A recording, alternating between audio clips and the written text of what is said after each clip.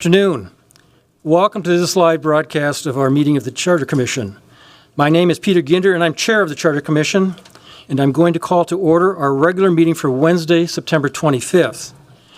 Before we begin the meeting, I would like to offer a friendly reminder to all commission members and the public that these meetings are broadcast live to enable greater public participation. These broadcasts include real-time captioning as a further method to increase the accessibility of our proceedings. Therefore, all speakers need to be mindful of the rate of their speech so that that our captioners can fully capture and transcribe all comments for the broadcast. And I would note I'm probably a primary offender of this rule, but I will do my best.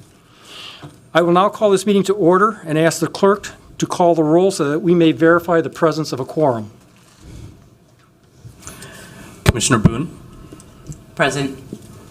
Clegg is absent. Davis Carter? Is absent. DeMillo? Present. Doherty? Present. Garcia? Present. Hawkins is absent. Hill? Present. Kozak? Here. Nye? Present. Perry is absent. Sandberg? Present. Smith? Here. Vice Chair Rubenstein? Present. Chair Ginder? Present. We have 11 present. Let the record reflect we have a quorum. We will now proceed to our agenda. Commissioners, the agenda for today's meeting is before us. May I please have a motion to adopt the agenda? So moved. Second. We have a proper motion before us. Is there any further discussion? Seeing no further discussion, all those in favor say aye. Aye. All those opposed say nay. That motion passes and the agenda is adopted. May I please have a motion to accept the minutes from our regular meeting in May, and is there a second? So moved, Doherty. We have a proper motion before us. Is there any further discussion? Seeing no discussion, all those in favor say aye. Aye. All those opposed say nay. That motion passes and the minutes are accepted. Next on the agenda is the chair's report. And I just want to briefly talk a little bit. At our last meeting in May, we had scheduled public hearings for the possibility of moving forward with even-year elections. The legislature didn't pass the bill that we had expected to be passed in May. I felt that we could not go forward without the authorization from the legislation, and those public hearings were canceled. You may have seen that subsequently St. Paul accepted a petition for even-year elections, and that is now on the ballot in St. Paul. I know that Mr. Carl has a little bit of further background information. I would ask Mr. Carl to step forward on that just for some background for those of you who are interested in that issue. Thank you, Mr. Chair. My name is Casey Carl. I have the privilege of serving as city clerk here in the city of Minneapolis. And as you noted, Mr. Chair, a citizen petition proposing an amendment to the St. Paul City Charter was submitted, which would move their elections to even-numbered years. That petition was found to be sufficient in terms of the number of signatures that were gathered. And so there will be a question on the St. Paul ballot this year proposing to move those elections to even-numbered years. I was able to find a copy of the question, and you should have that at your desks. It says it's St. Paul City Question number 2. Specifically, the petition proposes that municipal elections in the city of St. Paul should be moved into the even year that corresponds with the regular presidential election cycle. So that will be on the ballot this year. And assuming that that passes, then the city of St. Paul will have the challenge of implementing the voters' will there in that city. And of course, we are watching to see how they move forward at this time. Thank you, Mr. Carl. Are there any questions for Mr. Carl? Okay. Councilman. Mr. Carl, is there some difference in terms of Minneapolis and St. Paul? Wouldn't they still need a 2-page ballot, which is what we're trying to get the state legislature to deal with? Through the chair, Commissioner Doherty, I'm not sure the impact in terms of a two-page ballot for the city of St. Paul. St. Paul, unlike the city of Minneapolis, doesn't have as many municipal races on its ballot. So we have a total of 25 races on our municipal ballot alone that would have to be incorporated into an even-year ballot with either the presidential or gubernatorial cycle. The city of St. Paul has one election on its municipal ballot. So they have a mayor and I believe 9 council members. The way that they do their elections currently is in the odd years, they stagger between one odd year the mayor is elected and the next odd year the full council is elected. So a St. Paul voter, when it comes to the municipal ballot, really only has one choice on the ballot. The choice for mayor in one odd year, and in the next odd year, whoever the ward council member is, those races. So much, much simpler. They don't have an elected park and recreation board. They don't have a board of estimate and taxation. They don't have at-large and single seat. So their use of ranked choice voting is much, much different than here in the city of Minneapolis. Thank you. Commissioner Garcia. Thank you, Chair Ginder, Clerk Carl. Just out of curiosity, since the legislative move did not provide the green light, will St. Paul just vote on this? And if passed, it's there when the state go-ahead is given? Through the chair, you raise a very interesting point, Commissioner Garcia, and it's one that I'm interested in from a theoretical or from a sort of academic perspective. So the question was found to be sufficient. The ballot petition was found to be sufficient, and so the ballot question is going to be on the ballot in front of St. Paul vote. In fact, early voting has started, as you know. So those ballots are already out to voters in St. Paul. The question about how they implement when the local choices, local voices legislation did not pass at the state raises, I think, both legal and technical questions about how would the city move forward.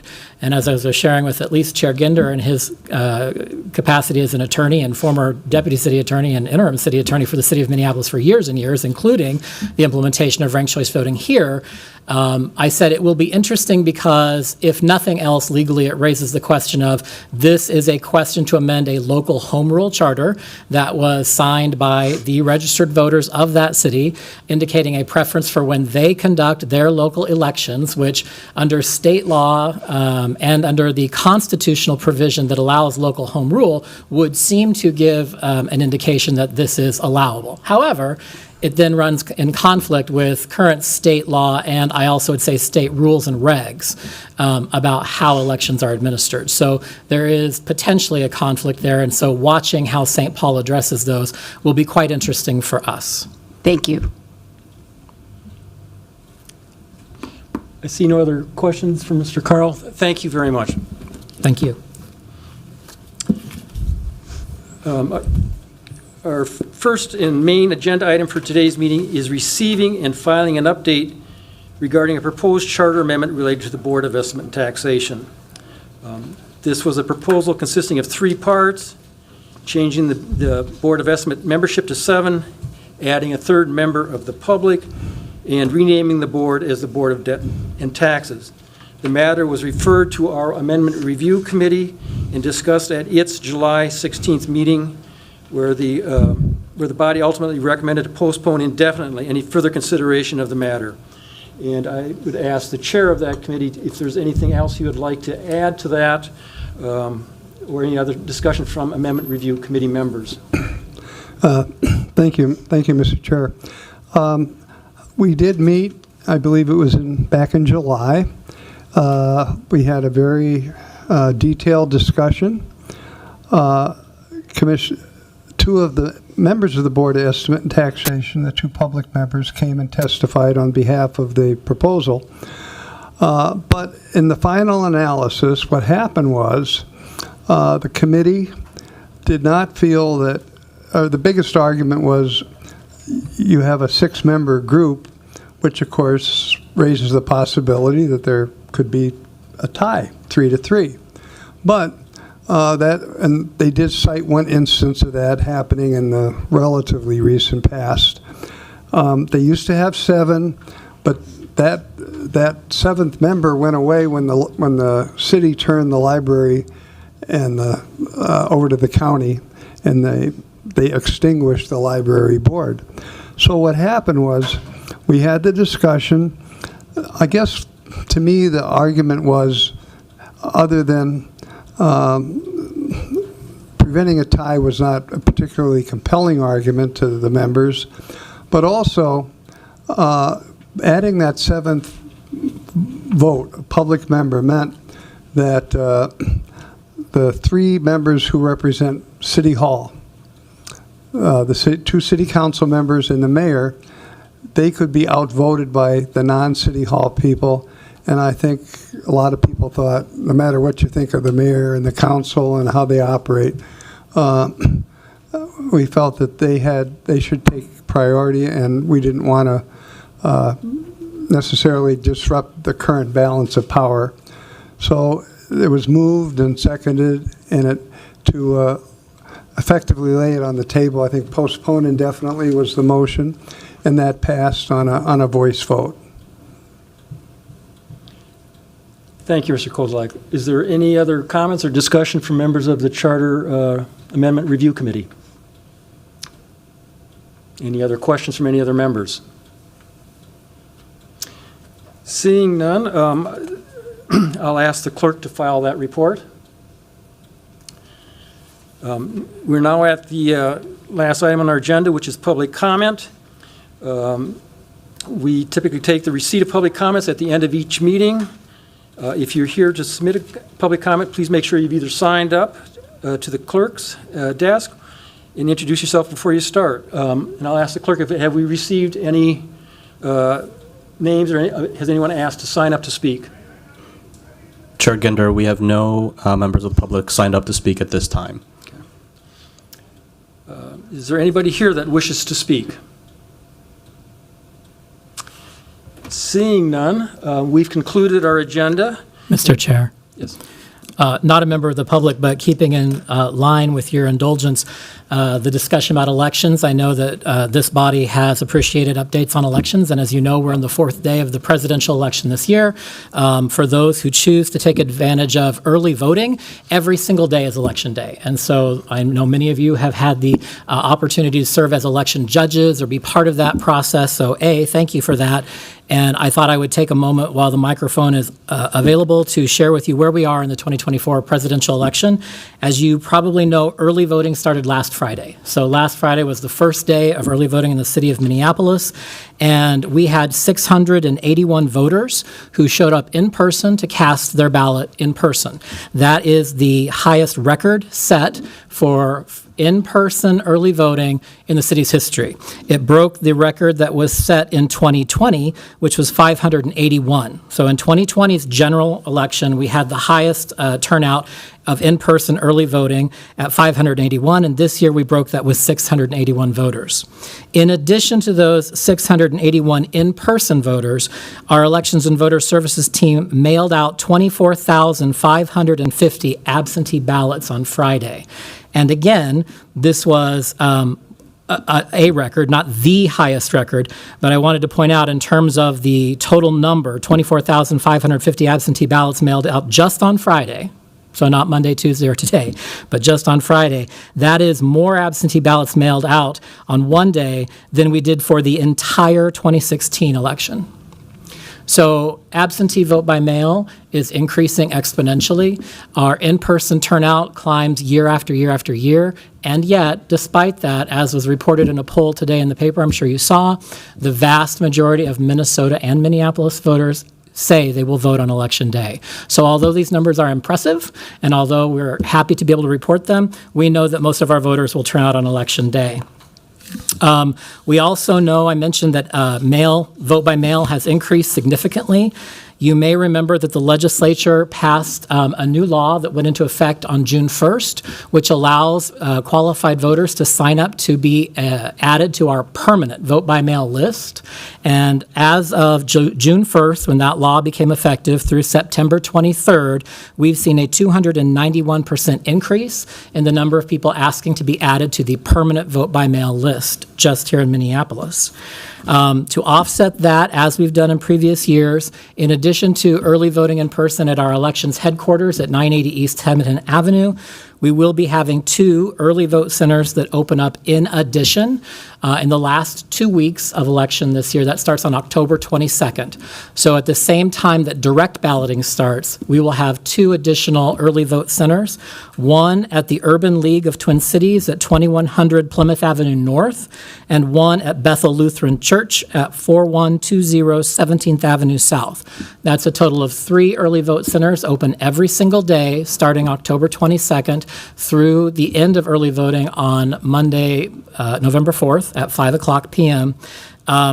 And that is just for Minneapolis voters. In addition, all Minneapolis voters and all qualified voters in Hennepin County can vote early at the Hennepin County Courthouse at their elections office. So for Minneapolis voters, the city is offering 3 early vote centers starting October 22nd, and Hennepin County also can serve those voters. In addition, the state legislature passed another law that became effective this year, which we pushed for a number of years ago in the city of Minneapolis. It's what led us to create our early vote centers.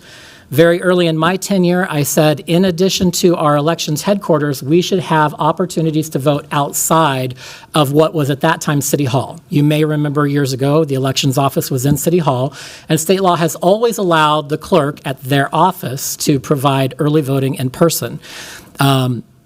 We tried to expand that and suggest that we could take the ballot out into the community, and the Secretary of State told us no, that would not, in their opinion, comply with the law unless you are to open and operate for every single day, 46 days of the early vote period, the same hours as your office, any other location. So you can have multiple office locations, but they all must be staffed the same, they must offer all of the same ballots for all of the city, and they must be open the same hours. We took the dive as a city. Our mayor and council supported that, and we opened up multiple early vote centers in all of our even-numbered years, so gubernatorial and presidential years, in order to provide better ballot access and to really, our mantra was taking the ballot to the people.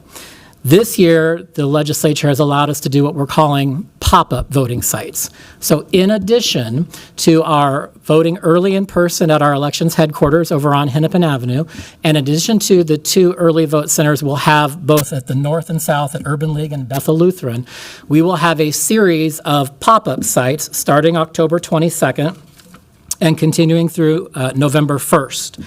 Each of those days, we will have voting available in a specific location. It's on our website. It's already being advertised, and we're working with our communications department to promote it. But on each of those days, there will be a pop-up site in a specific ward, in a specific community, to really take the ballot out to the people even further. We're specifically trying to target, through our pop-up sites, spots within the community that have traditionally had lower voter turnout, or that have communities that have had more challenges getting to a polling place on election day. So really excited to announce that in this year's presidential election, in addition to our normal operation with our in-person early, our vote-by-mail operation, which is growing exponentially, we are now also offering those pop-up voting sites beginning October 22nd. And as of last night, I told you about Friday being a record-setting high for in-person. As of last night, September 24th, we have served, meaning that we have sent out ballots to, either by mail or people who have come in person, 28,312 voters. So we are well on our way to serving the people of Minneapolis, the voters of Minneapolis this year. And of that 28-some-odd thousand ballots we've sent out, we have already received back 1,990 ballots. 1,990 voted ballots done and complete for those voters for this year's presidential election. So wanted to share that good news with all of you. Happy to answer any specific questions, but it's a really good moment for us, I think, as a city. You have some questions for Commissioner Nye. Thank you, Mr. Chair, and Mr. Carl. Thank you so much for that information. Do you know, or do you have the information of that 28,312? How many of those are new voters or new registrants? Do you know? Through the chair, Commissioner, no, I do not. Okay. Do you know if and when we will have the information for how many new voters we will have? Commissioner, I'm not sure that we will have that information, and the reason I said it is because the privacy of the ballot is I don't know we know who came in to cast a vote, but we would have to check that against who's become 18, who's a new citizen, and we typically don't do that kind of cross-referencing. So we know who's voting in the city because they've checked in and received their ballot, but we don't know if that's their first time per se. We'd have to do a lot of extra research to find that out. Thank you. Commissioner Davis Carter, and I'll note for the record that we've been joined by Commissioner Davis Carter. First of all, I gotta say sorry for my tardiness. I apologize. I'm gonna get better with that. Mr. Carl, yes, thumbs up. Great job. For the pop-up sites, I love that you guys are having it in areas where there was barriers. On your website, can we find that information so we can help advertise that and promote that information to the community that is being harmed the most without voter oppression? Because I would like to help promote that. Thank you. Yes. Can everybody see the website that I've just pulled up? Yes. So this is the Elections and Voter Cities main website, and I'll just say again, it's vote.minneapolismn.gov. That's the homepage for the city's website. And if you click here, information is sorted by sort of groupings, and under voters, you're going to have information about vote by mail, vote early in person, or vote on election day. Pop-up sites are vote early in person, so if you choose early in person, you're going to find out all the information about where, if you are a voter, you can vote early in person. Of course, we highlight our place first, right? So our headquarters at 980 Hennepin Avenue, and we tell you what services you can get here. So this might be important for voters who need extra assistance. We provide translators on site every day. You can do curbside voting. Curbside voting is a great aid to voters in Minneapolis, and Minnesota, I should say, it's a state law. If you can get to the voting site but can't get out of your car, you can signal to one of our judges at the doorway, and they will send a team of judges to your car and administer the ballot to you there in your car. So curbside voting is every day, language support and translation every day. We also have the required ADA ballot marking device there and people who are trained to use that. So if you need the ballot to be read to you or you need physical assistance marking your ballot, the device will do that for you, so you can, as a voter, do that independently. We also do voter registration and voter ballot drop-offs there every day. The hours of our early vote center are marked here, so you can see when you can come and cast your ballot there. I mentioned Hennepin County Elections right next door also is available to Minneapolis voters and all qualified voters in Hennepin County. We, as a convenience, have also listed their hours when you can go. Additional early voting centers starting on October 22nd, the first day of direct balloting, will be at the North Early Vote Center at Urban League. Here's the hours it's available, and the South Early Vote Center at Bethel Lutheran and the hours it's available. I will, just as a reminder or refresher, say that in Minnesota, direct balloting, the last 2 weeks of early voting starting October 22nd, is when if you go in person, you can fill out your ballot and put it into the machine yourself, just like on Election Day. So that provides additional protections to voters. If your ballot has any errors, the machine will tell you right away. So you can request a new ballot and cast a replacement. So direct balloting is a great opportunity for us to expand our physical presence for voters. And then I mentioned the pop-up sites. They follow. One-day early voting sites, pop-ups, starting October 22nd to November 1st. All of the locations, the dates, the address, and if you click here, it'll give you a map with instructions, the hours it's available, and then what you can expect and what you need to bring with you. And there's some information, obviously, about how we count ballots and that you cannot vote early at the elections warehouse, or you cannot vote at the elections site on Election Day. You have to vote at your polls on Election Day. So thank you for that opportunity to showcase our website. Lots of information for voters there. Thank you, Mr. Carl. Commissioner Smith. Microphone. So we hear a lot about election security, and I guess I was curious, when people vote at the early voting center or when you get ballots back by mail, how are those protected? And also, when are those votes actually counted? Yeah. Through the chair, Commissioner Smith, there are extensive efforts taken, and I won't go to a lot of them because some of that is, of course, security data. But we take extensive efforts to secure all of our ballots. All of our ballots are kept 24/7 in a locked vault. That vault has 2 keys to it. Only 2 people can get into it. No one can go in alone. There's a camera that is inside and outside looking at the door 24/7. That is a live feed. It's also recorded.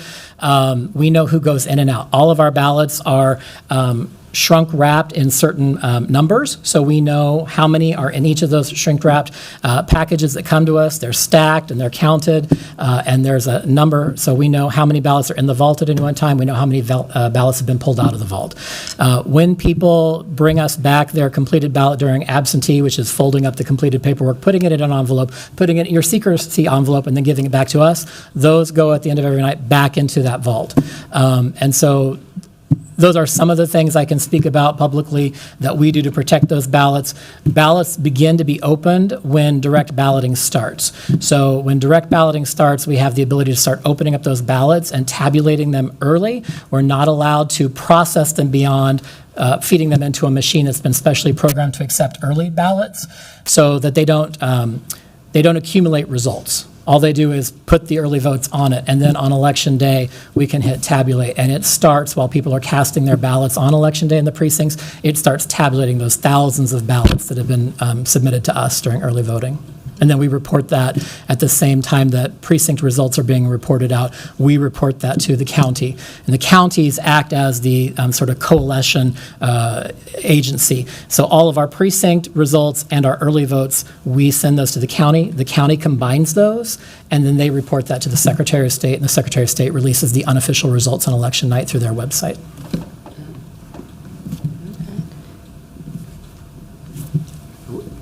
Commissioner Doherty. Thank you, Mr. Chair. Not to go into the weeds, but along those same lines, if you go to the early voting center on Hennepin Avenue and you ask that someone meet you at the car, do they come out with a ballot, you fill it out, do they then take that ballot away and put it in that machine, or how do you know as a voter in the car what happens to that ballot? Through the chair, Commissioner Doherty, a little bit, that's correct. What happens is if you come for curbside voting, you're going to get the attention of one of our greeter judges at the door. They're going to go find 2 election judges inside who in pairs are going to come out. They're going to make sure that you are an eligible voter. You're going to go through the exact same steps you would if you were voting in person. So you're going to have to fill out your I'm a registered voter form, your application for an early voting ballot. They will take that. They'll go inside and check to see that you are who you say you are, that you're registered at the address that you've put on the form. And so they complete all of the same steps as if you were inside. They just take that form out to you and they take it back in. And then once they find out that you are a registered ballot, you've signed your application form, they've confirmed all of those details, they will find your ballot and in the pair of 2, take that out to your car, stand there as you fill out your ballot. They'll take it back, put it in all the secrecy envelopes, put it inside of those things and bring it back. And it doesn't go into a machine until you're at early voting. So if you were to go now, that's going to go in with all of the other early ballots into that vault I mentioned earlier, until we can feed them into the machines. Once we've reached that date where you can feed them in the machines, the 2 judges will go and feed them into the machines, or will they always from curbside go into the secret ballots? Multiple teams of 2 will start feeding in voted ballots into machines that are programmed to accept that. So there's never a time where one person touches a ballot. They work in teams, usually larger than 2. 2 people work together, and then they work in pods in processing the ballots. Thank you. Mm-hmm. Commissioner Sandberg. Thank you. 2 things. First, correct me if I'm wrong, but I've never done early voting. I've only worked during Election Day. But as I recall, when we go out to curbside, it is 2 judges of different parties. Anytime you touch a ballot with the voter kind of going to be voting, that's sort of an extra security step, I guess. And I would assume that's the same way for early voting, because those are treated differently than just counting the ballots. Okay, my other thing, though, I heard the Secretary of State reminding everybody that we are a state where your ballot has to reach headquarters on time, not when it's postmarked, but physically reach the headquarters. what is your advice? I haven't opened my ballot yet. What is your advice about when people should be mailing, if they're going to mail in? That's a really good question, and through the chair, Commissioner Sandberg, every year we try and work to promote awareness of what we do and what we recommend. So every year, to test the mail system, we will send out a test ballot to ourselves. So we can say, we sent it out on this day, it came back on this day, to our headquarters, no less. And we try and say, given what we've experienced, you should probably get it done. And the standard advice is the very last day that you should be postmarking your absentee ballot by mail is 1 full week in advance of Election Day. 1 full week, 7 days. And of course, earlier is probably better. But at a minimum, 7 days before the deadline, you should be postmarking your ballot and return to us. I believe the Postmaster General says 3 to 5, but I think your advice is much more prudent. Any other? Just one quick question. Do you have an idea of how many ballots every year are rejected because they have not arrived by that date? Commissioner, I do not have that data. I can find that for you if you're interested. I don't have it off the top of my head. Just curious. Thank you. Sure. See no other questions for Mr. Carl. Thank you very much, Thank you. Mr. Carl. And with that, I believe we've concluded our business, and without objection, we stand adjourned. Gavel for me.